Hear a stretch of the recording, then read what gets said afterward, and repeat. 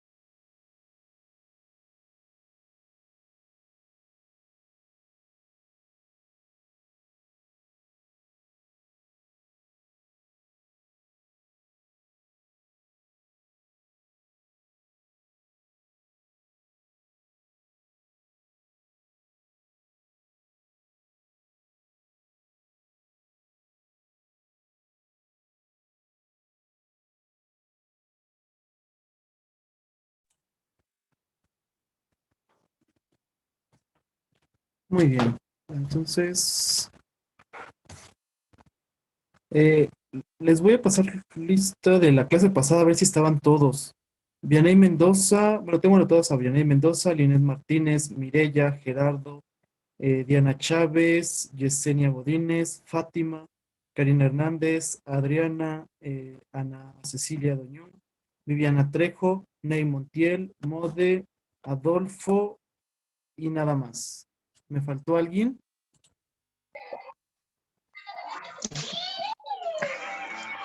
Falté yo, profe, como me estoy cambiando para el trabajo, no alcancé a escuchar la lista. Gerardo, sí, aquí tengo Gerardo Rojo. ¿Alguien más que haya Vale, faltado? gracias. de la clase Yo, pasada. Yesenia. Yesenia, sí, aquí está Yesenia, sí la tengo.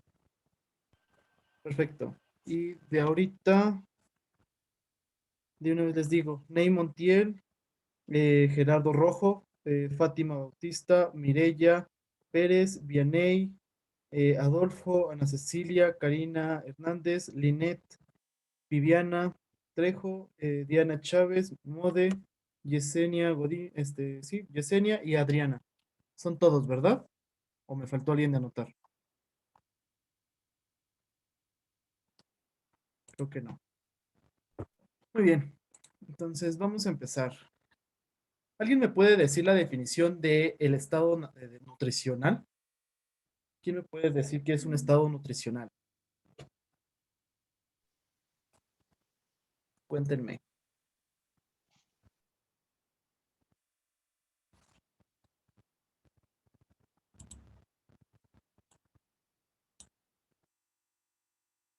Adolfo, ¿nos puedes decir qué es un estado nutricional?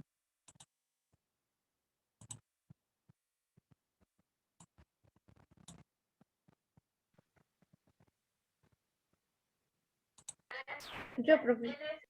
Ok, dígame. Dice que el estado nutricional es el que refleja la indigestión mediante la absorción y la utilización de los nutrientes. Se hace, en pocas palabras, ¿qué sería Ney? El que nos permite conocer el grado de la alimentación. ¿Y que nos, cómo? Podría ser, Ajá. Yesenia. este, bueno, podría ser el resultado del balance entre las necesidades y el gasto de energía alimentaria de los nutrientes. Bueno, yo así. Así es. Entonces, es las necesidades básicas químicas que nosotros necesitamos con los nutrientes. Es un balance, efectivamente. Ese es un estado nutricional.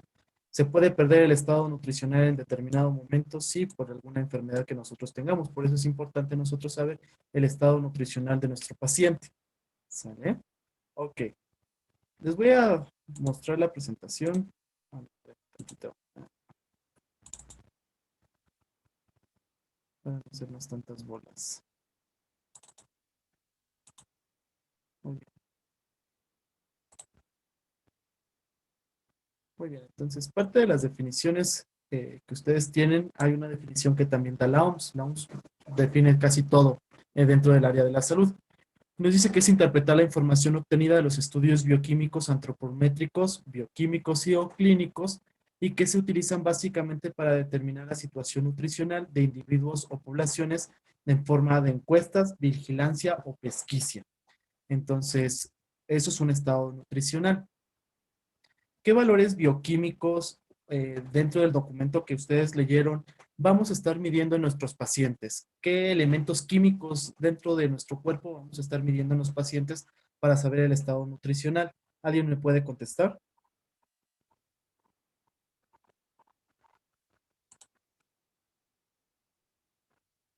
Bioquímico sería como, se puede medir el colesterol, Ajá. mm, los triglicéridos, ¿Qué más? ¿Sabe alguna otra cosa más? este, ya no se me ocurre otro. Ok, aparte de colesterol, triglicéridos, ¿a alguien se le ocurre algún otro elemento bioquímico importante para nosotros medir el estado nutricional?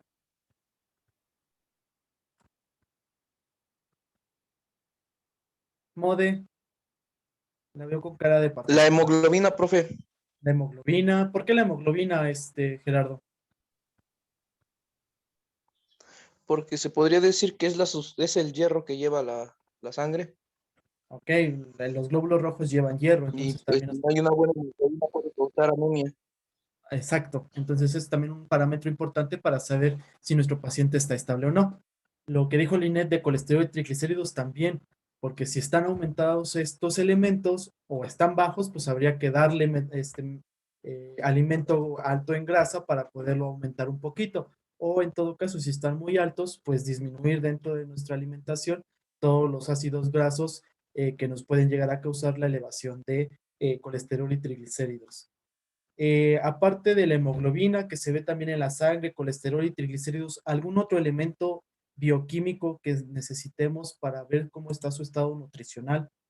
Mire,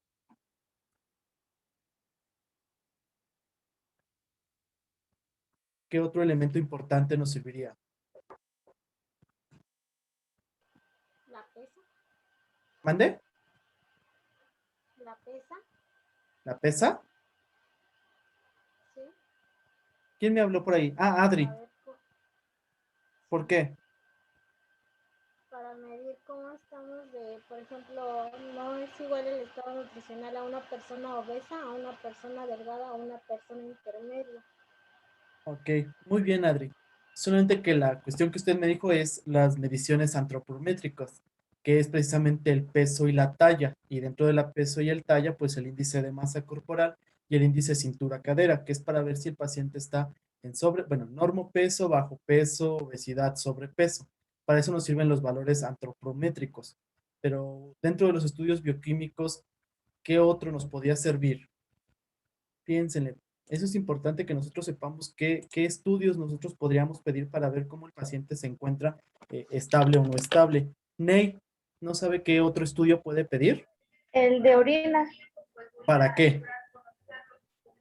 Espere, el de orina.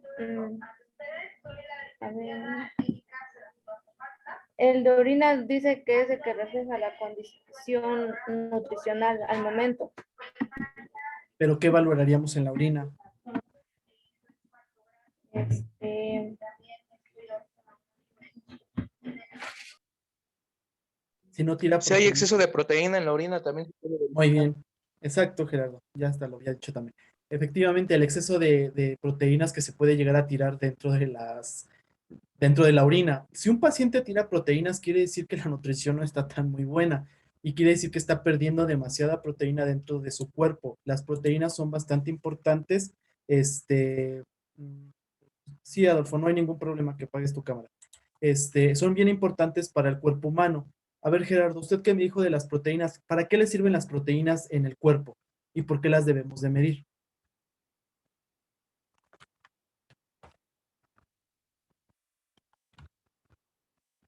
¿Para qué le servirían, Gerardo? Pues cuando hay un exceso de proteiluria, Ajá. puede haber un daño en los riñones.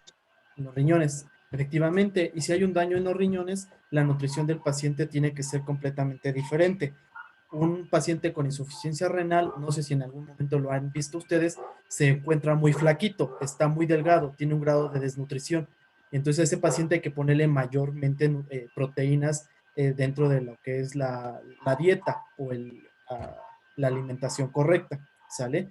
Otro de los estudios bioquímicos importantes que ustedes deben tener en cuenta es la glucosa, el azúcar.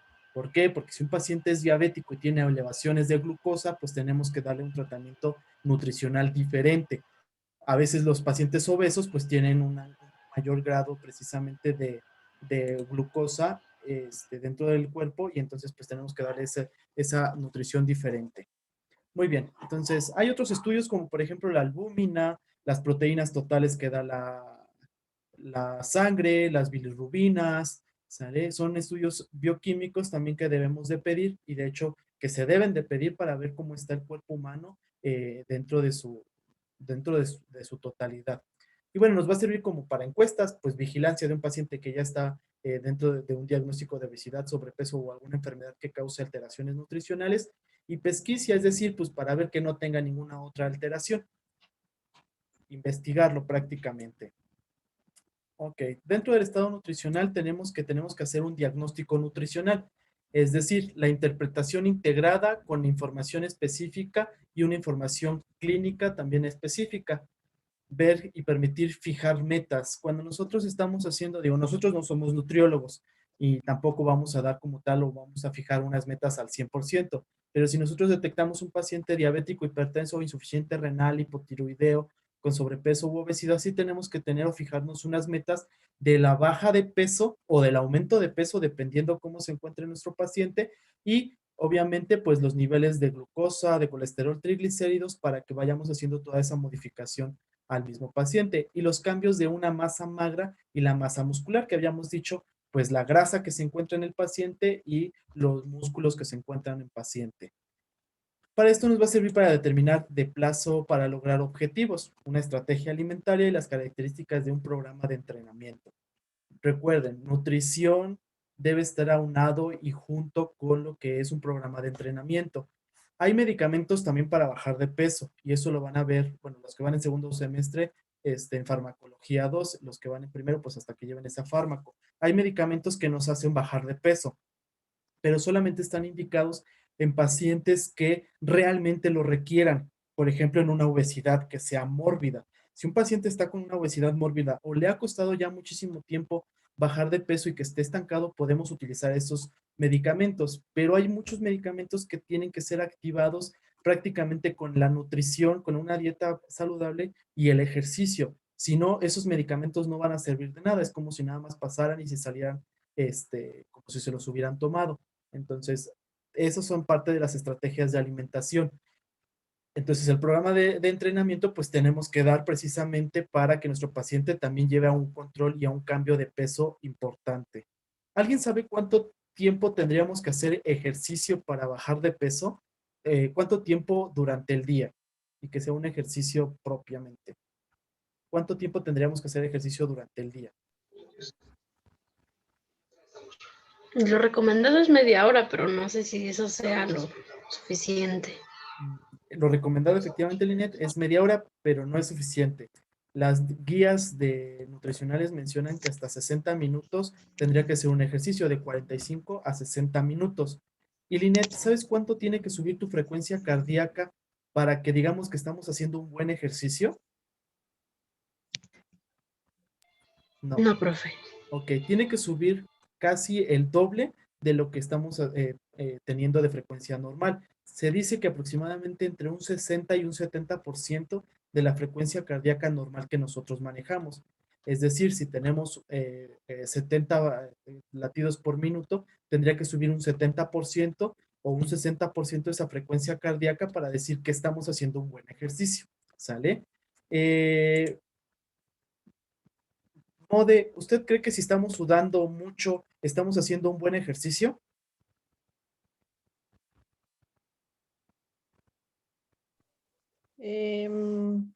Sí, ¿Sí o no?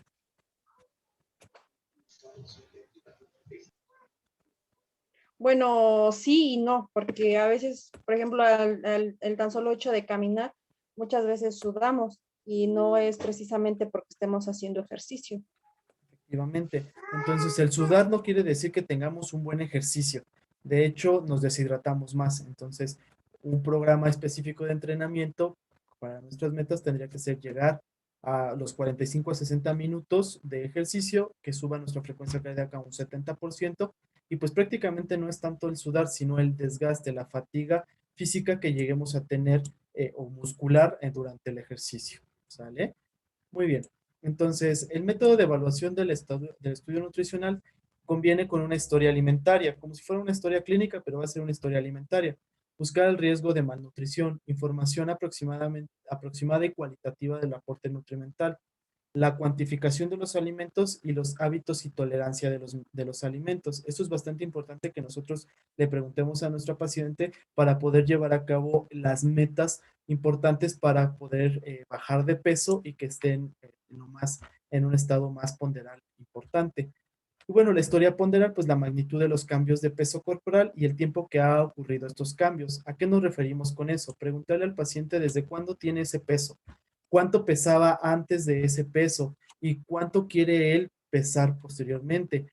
Y bueno, cuánto es el tiempo que ha transcurrido entre un peso y otro. Hay muchos pacientes que llegan a aumentar de peso muy rápidamente y hay otros que paulatinamente debido a la edad. Recordemos que con la edad pues aumentamos muchas veces de peso y eso es normal y aparte pues el sedentarismo que lleva a cabo cada uno de los pacientes. Pero sí es importante preguntarle cuánto pesaba antes y cuánto pesa ahora. Entonces siempre es importante. Adolfo, ¿cuál es la fórmula para sacar el índice de masa corporal? ¿Se acuerda? ¿Lo sabe? Más bien, no, pues ustedes se los digo. Sí, aquí lo tengo. ¿Cuál es para su índice de masa corporal?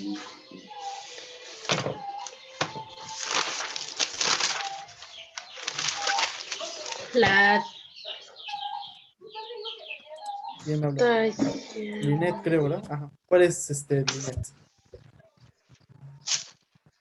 ¿Cómo Linet? Así Si lo vimos en... de- La talla multiplicado por la misma talla, el resultado que nos salga dividido por el peso. Ok, efectivamente, índice de masa corporal es igual a peso entre talla al cuadrado o talla por talla. Entonces multiplicamos talla por talla y lo dividimos entre el peso. Y ese es su índice de masa corporal. ¿Cuál es lo normal de índice de masa corporal, Linet, para que digamos que su paciente está en normopeso? Que sea menos de los 25, si no me equivoco. De 18 a 24.9.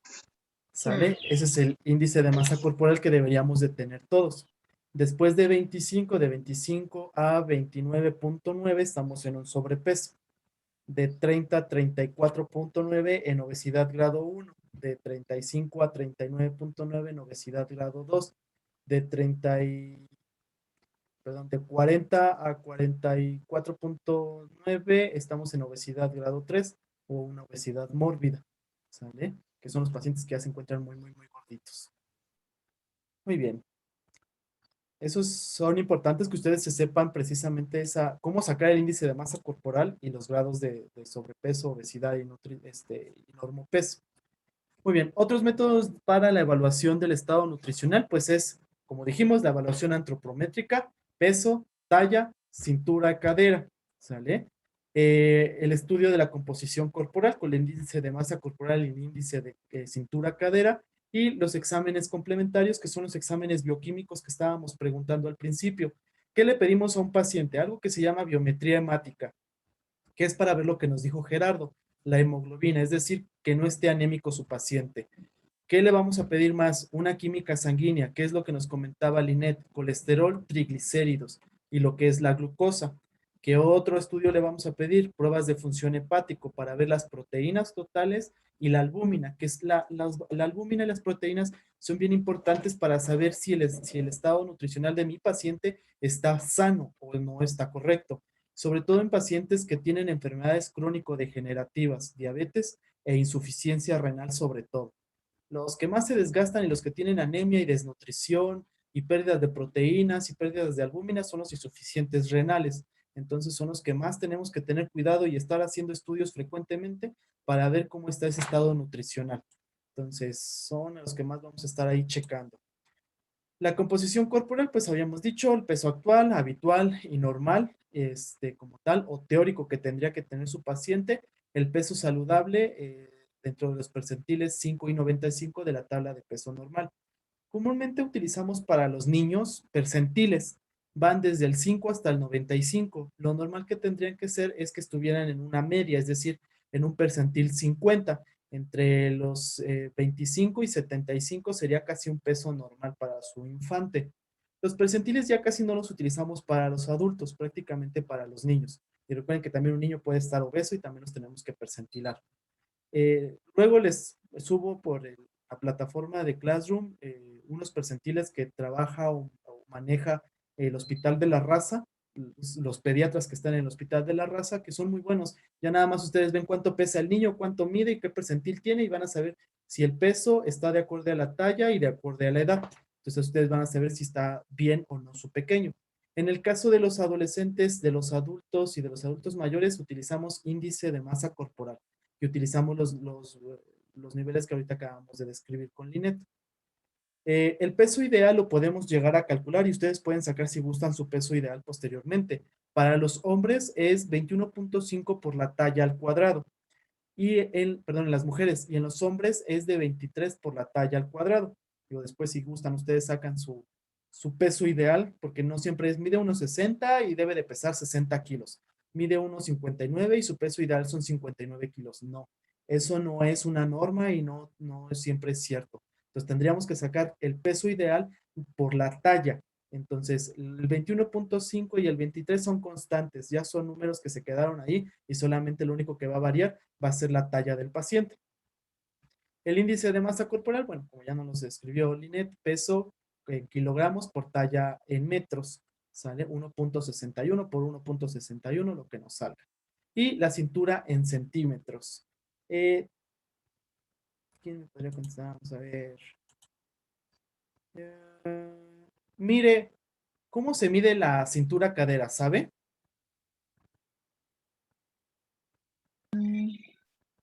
No.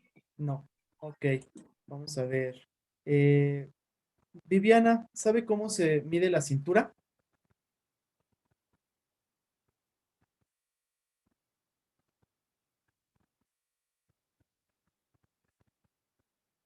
Viviana, ¿sabe cómo se mide la cintura?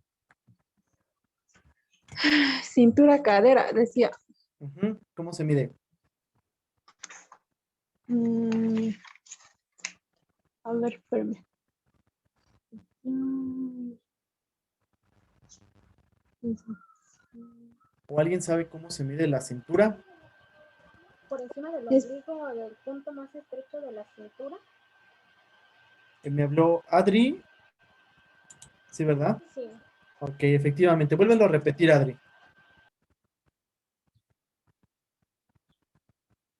Adri, vuélvelo a repetir. ¿Ve? Vuélvalo a repetir, por favor. Ah, por encima del ombligo Ujú. Y luego, y del punto más estrecho de la cintura. exacto, arriba de las crestas ilíacas. Digo, ya vieron sistema óseo, entonces arriba de las crestas ilíacas las tocamos y ahí es donde vamos nosotros a medir. No es arriba del ombliguito, es abajo del ombliguito. ¿Sale? Muy bien. Entonces, así medimos nosotros nuestra cintura. Entonces, dentro del registro nutricional, y esto venía un cuadro, digo, me gustó bastante en el documento que yo les envié, cómo podemos hacer nuestro registro nutricional. Y siempre es importante nosotros preguntarle al paciente qué es lo que come, porque a veces nos dice, es que yo como bien, como en mis horas normales, pero nunca le preguntamos cuáles son sus horas normales, si come las 3 veces al día, si hace las 5 comidas al día, qué cantidad está consumiendo. Entonces, hacemos un registro. Y esto comúnmente se los pedimos a los pacientes, uno, que quieran bajar de peso y dos, a los pacientes que están con alguna enfermedad como diabetes, hipertensión, insuficiencia renal, para nosotros poder crear una dieta o un objetivo mayor para su nutrición. Entonces tenemos el registro de consumo, que se van a anotar los alimentos y bebidas ingeridos en cada una de las comidas o tomas durante un periodo de 1 a 7 días. Entonces le damos una libretita o le decimos que se compre una libretita al paciente y nos tiene que hacer ese registro. ¿A qué hora se está consumiendo los alimentos y qué se está consumiendo? La pesa directa, se pesan los alimentos que se sirven y que sobran al finalizar de la comida. Eso, digo, lo hacen más los nutriólogos y siempre les dan su pesita o les piden que se compren una pesita para pesar precisamente todos esos alimentos. Yo comúnmente, pues como médico, pues yo prácticamente les pido el primero, que es un registro de consumo. Es muchísimo más fácil, aunque muchas veces nos pueden mentir los pacientes. El recordatorio de 24 horas, eso también lo hace, bueno, yo lo hago en la consulta cada vez que llega el paciente y le pregunto, a ver, dígame qué comió, qué desayunó, qué cenó, cuáles fueron sus colaciones. Es muy fácil, pero pues también nos pueden o mentir los pacientes o que se les olviden los alimentos. La frecuencia de consumo, bueno, mire la frecuencia de consumo de los alimentos mediante un cuestionario estructurado con diferentes grupos de alimentos. Esto es como prácticamente ponerles el plato del buen comer y ellos ya nos van palomeando, nos van diciendo qué sí consumen, qué no consumen y qué cantidades consumen durante el día y durante la semana. Y el consumo usual, pues se pregunta al sujeto sobre alimentos que consumen usualmente en cada toma. Eso es como al azar, nosotros preguntamos como cuántas veces consume carne a la semana, como cuántas veces consume verdura a la semana. Tanto lo que es el recordatorio de 24 horas y el consumo usual es muy escueto el cuestionario y tiene muchísimos inconvenientes porque o no recuerdan por completo los pacientes o no nos dicen toda la verdad. Entonces, pues de preferencia, mejor nosotros hacemos lo que es el registro de consumo. Es muchísimo más fácil y los pacientes se llevan la libretita, se llevan la hoja y nos las traen para la siguiente consulta y entonces vemos realmente qué sí se puede consumir y qué no se puede consumir. ¿Sale? Muy bien, y aquí está la categorización de los grados de peso. Peso insuficiente, normopeso. La OMS, ya me acordé que también lo describe como sobrepeso grado 1 y grado 2, ¿sale? Y los grados de obesidad. Entonces, esos son nuestros grados de sobrepeso y obesidad. De sobrepeso, pues nada más ahí dice grado 1 del 25 al 26.9 y del 27 al 29.9 el sobrepeso grado 2, que es la preobesidad, ¿sale? Pero en sí es sobrepeso de 25 a 29.9. Grado 3 es mórbida y hay pacientes, si han visto los kilos mortales, pues llegan a una obesidad grado 4, una extrema obesidad que es mayor a un índice de masa corporal de 50. Y ahí pues, digo, si han visto este programa, no solamente, digo, sí tiene un peso bien específico la alimentación. Y si han visto ese programa, les pesan los alimentos, cuánto gramaje de cada alimento, qué sí pueden comer y qué no pueden comer, y cuánta cantidad durante cada alimento. ¿Por qué? Porque la alimentación saludable, no lo llamemos dietas como tal, sino una alimentación más saludable nos puede llegar a una disminución del peso. Y obviamente, si tenemos la alimentación, tenemos que estar aunado a lo que son el ejercicio para que ese funcionamiento sea mayor. Entonces, esta tablita como enfermería, y bueno, tanto como médico, pero sobre todo como enfermería, se la tienen que saber y así como sacar su índice de masa corporal es como saberse el Padre Nuestro también, saberse esa fórmula. Muy bien, datos bioquímicos, lo que les había comentado y lo que estábamos hablando, la biometría hemática, las proteínas totales, la albúmina, la transferrina, que en este caso podemos hacer la medición del hierro dentro de la sangre o con la hemoglobina para ver si no tiene anemia. Y también se me había olvidado la función del riñón, la creatinina. La creatinina dentro del funcionamiento renal también es importante porque va unado a las proteínas. Entonces, esos son los datos que nosotros tenemos que tener bioquímicamente para continuar con nuestra alimentación correcta. ¿Dudas, preguntas hasta ahí, chicos, que tengan? Digo, no está tan difícil este tema, muy, muy digerible. Muy bien, entonces vamos a continuar si no hay dudas. Ney Montiel, ¿nos puedes volver a leer la diapositiva, por favor? Los dos cuadritos. Sí. Seguridad alimentaria y nutricional.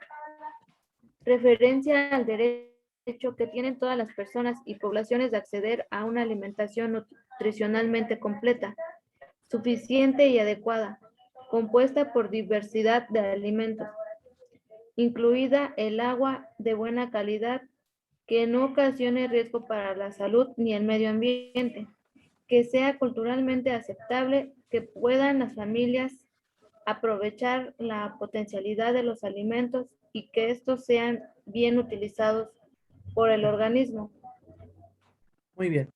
Efectivamente, para hacer un régimen dietético a los pacientes, digo, no sé si han escuchado a veces que les dicen los nutriólogos, y va a consumir 20 gramos de salmón con agua tal y la leche fulanita de tal que tiene tantas especificaciones. Y nosotros vamos al supermercado y, oh sorpresa, el salmón está carísimo, la leche que me recomendó, que es de almendras, deslactosada o sin lactosa, está carísima. Entonces, no podemos nosotros generalizar al momento de que nosotros demos un estado nutricional y una alimentación a un paciente en general. Tenemos que individualizar al paciente. Tenemos que preguntarle qué es lo que más consume, qué es lo que sí puede conseguir y de ahí entonces nosotros podemos darle ese plus a nuestro paciente. Podemos cambiar el salmón por sardinas, podemos cambiar el salmón por atún o por charalitos que cuestan más barato, podemos cambiar la leche sin lactosa por lo menos por la deslactosada, o por alguna que tenga más agua que leche prácticamente para que vayamos nosotros con nuestro paciente modificándole esa dieta. Digo, no hay que generalizar. Digo, todos tienen derecho a una nutrición y todos tienen derecho a una alimentación lo más saludable y correcta, pero tenemos que individualizar a cada uno de nuestros pacientes. Y bueno, hay algunas cosas importantes como la disponibilidad de alimentos, que yo lo que yo les decía.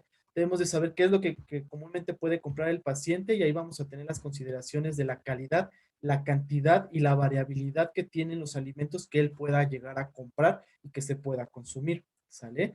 Y sobre todo ver la parte también de la cultura del paciente.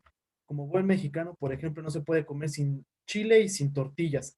¿Podemos darle o dejarle las tortillas a nuestro paciente? Sí, pero en cierta cantidad. ¿Para qué? Para que no aumente de peso, no aumente su azúcar si es su paciente diabético. Entonces, sí se puede, pero menores cantidades de alimento, ¿sale? El consumo de los alimentos, pues son las pautas socioculturales que yo les estaba mencionando, los estilos de vida, las costumbres y las preferencias tradicionales y creencias.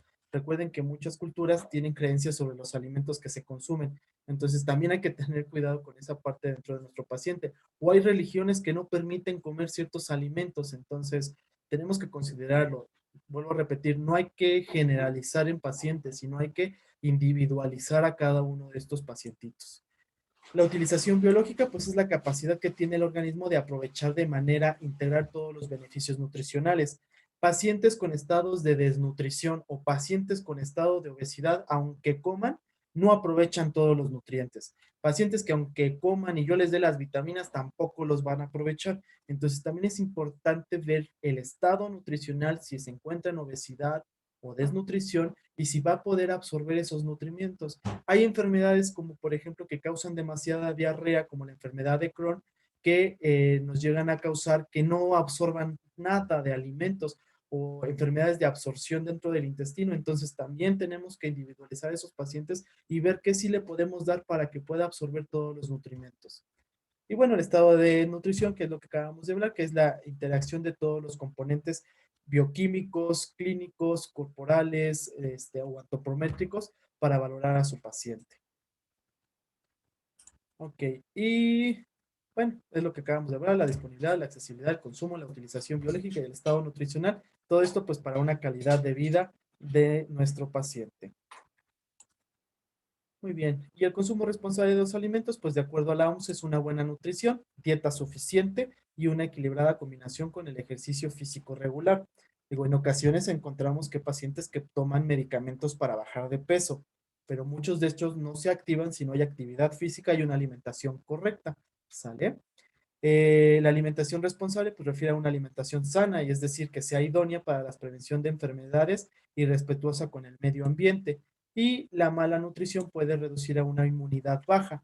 Pacientes desnutridos o pacientes obesos, la inmunidad baja tienden más a enfermedades transmitibles como tal o a enfermedades no transmitibles que pues nos pueden crear alteraciones dentro del cuerpo. Y si de por sí estaba todo alterado dentro del cuerpo, pues ahora más nos los van a alterar. Y pueden alterar el desarrollo físico, mental y reducir la productividad. Entonces, por eso es importante, pues, una alimentación. Sobre todo en los pequeños. Recuerden que si los pequeños, pues, no hay una lactancia y si no hubo lactancia, pues, menos va a haber una alimentación correcta, pues, se van a quedar ya sea pacientes pequeños obesos, sobrepeso o inmunocomprometidos. Y por último, pues, la elección de los alimentos, pues, es importante para gozar una buena salud y para ello, pues, es de vital importancia. Bueno, pues prácticamente lo que habíamos dicho hace ratito, igual que esta parte. Muy bien. ¿Dudas, preguntas, chicos? De esta clase. Digo, no estaba tan difícil, estaba muy fácil, digerible. El artículo que les puse también estaba muy fácil y también muy digerible. Muy bien, si no hay dudas, no hay preguntas, chicos. ¿Dudas, preguntas? Por ahí, ¿no, Linet? Muy bien, Mireya. Muy bien. Ah, profe. Gracias, Adolfo. Muy bien. Si no hay dudas, no hay preguntas, eso sería todo. De tarea extra, quiero que me saquen su índice de masa corporal de ustedes y su peso ideal. Nuestro índice, ¿nuestro qué, perdón? Su peso ideal. Si no anotaron la fórmula, de todos modos, yo subo la presentación a Classroom. Pero índice de masa corporal y peso ideal. Y saquen también su índice de cintura-cadera, para que ustedes más o menos se vayan dando cuenta.